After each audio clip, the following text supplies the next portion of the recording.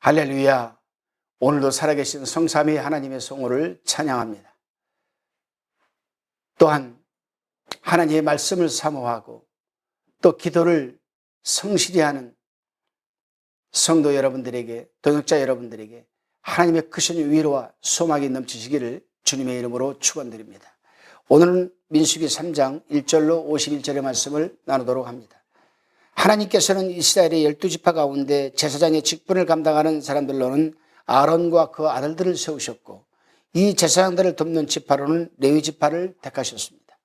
제사장은 성막에서 제사를 담당하는 사람들이고, 레위인은 성막을 지키며 이동할 때마다 성막과 모든 기구를 운반하는 사람들입니다. 하나님을 섬기는 사람들로서 이스라엘 12지파가 돌아가면서 직분을 담당하는 것이 아니라 오직 아론과 그 아들들, 그리고 레위 지파로 정하신 것입니다. 그렇다고 해서 아론과 그 아들들이나 레위 지파가 이스라엘의 다른 지파 사람들보다 인격이나 자질이 더 나은 것도 아니었습니다. 이처럼 하나님이 맡기신 직분은 인간의 노력이나 성품에 근거한 것이 아니라 우리의 허물과 결점에도 불구하고 먼저 베풀어 주시는 전적인 하나님의 은혜로 가능하다는 사실입니다. 본문 4절 말씀을 보면 나답과 아비후는 시내 광야에서 다른 불을 여호와 앞에 들이다가 여호와 앞에서 죽었고, 무자하였고 엘르아살과 이다말이 그 아비 아론 앞에서 제사장의 직분을 행하였더라. 나답과 아비후는 제사장의 직분을 받았지만 하나님의 명령하지 않은 다른 불을 분향하다가 죽고 말았습니다. 그렇습니다, 여러분. 나답과 아비후는 불만 있으면 된다라고 생각을 했을지는 모르겠지만, 불보다 더 중요한 것은 하나님이 명령하신 말씀을 그대로 따라가는 것이었습니다. 사람들은 실용성이나 효율성을 더 중요하게 생각합니다. 그러나 신앙의 영역에서는 자기를 기준으로 하는 실용성이나 효율성보다는 하나님의 말씀을 기준으로 하여 하나님의 법칙대로 따라가는 것이 더 중요하다는 사실입니다. 다시 12절에서 13절을 보면, 보라, 내가 이스라엘 자손 중에서 레위인을 택하여 이스라엘 자손 중 모든 첫 해에 난 처음 난 자를 대신케 하였은즉, 레위인은 내 것이라 처음 난 자는 다 내 것임은, 내가 애굽 땅에서 그 처음 난 자를 다 죽이던 날에 이스라엘이 처음 난 자는 사람이나 짐승을 다 거룩히 구별하였음이니 그들은 내 것이라 될 것임이니라. 나는 여호와니라고 말씀을 하십니다. 하나님께서는 레위인을 택하시고 이스라엘의 장자를 대신하는 하나님이 장자라고 말씀하시는 것입니다. 흔히 장자는 그 집안을 대표하고 이끌어가는 사람 아니겠습니까? 레위인은 세상에서 일하는 대신에 하나님을 섬기는 사람들입니다. 하나님을 섬기는 레위인들이 이스라엘의 장자를 대신한다는 것은 레위인들이 이스라엘 백성 전체를 대표한다는 말이기도 합니다. 이것은 레위인들이 신앙적으로 하나님을 바르게 섬기게 되면 하나님께서 이스라엘 백성의 모든 것을 책임져 주신다는 뜻이기도 합니다. 그래서 우리가 3위 우선순위를 하나님께 섬기는 바른 신앙에 두는 한 하나님께서 우리의 모든 것을 책임져 주신다는 사실을 잊지 말아야 하겠습니다. 하나님께서는 레위인이 이스라엘을 대표한다는 것을 숫자로도 보여주셨습니다.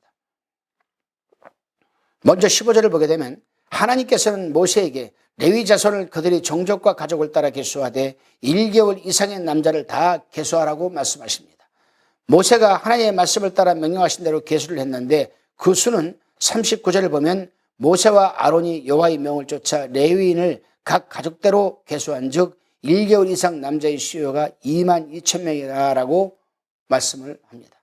다음으로 40절을 보게 되면 여호와께서 또 모세에게 이르시되 이스라엘 자손의 처음 난 남자를 1개월 이상으로 다 계수하여 그 명수를 기록하라고 말씀합니다.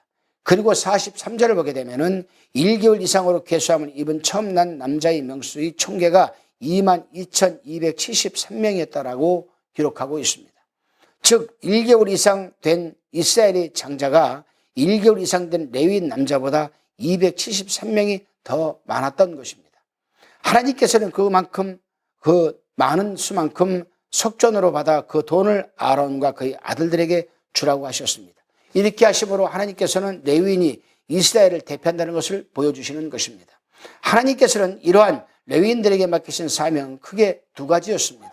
그중 한 가지는 성막을 지키는 일이었고 다른 한 가지는 이스라엘 백성들이 광야를 이동하는 동안 성막을 거두어 나르며 다시 세우는 일이었습니다.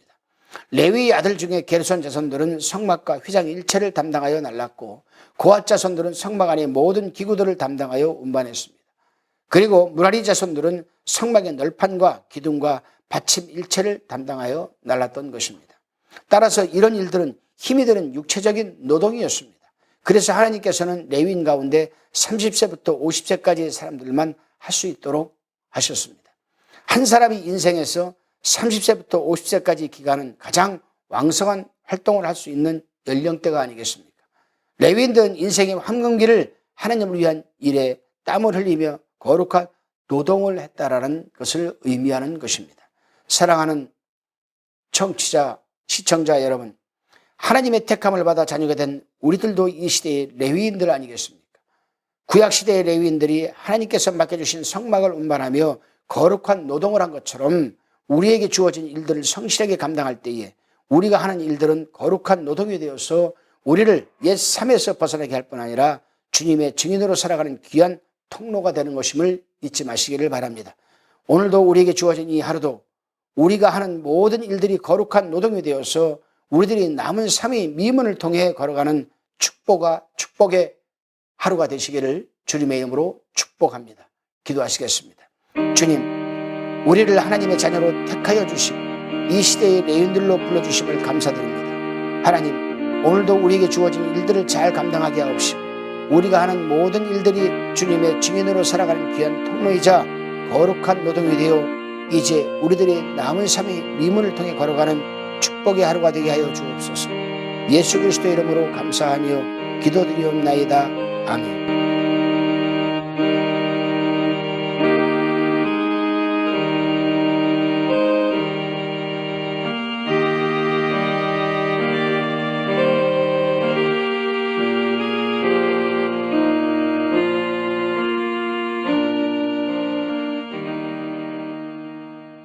화평방송 구독, 좋아요 부탁드립니다. 감사합니다.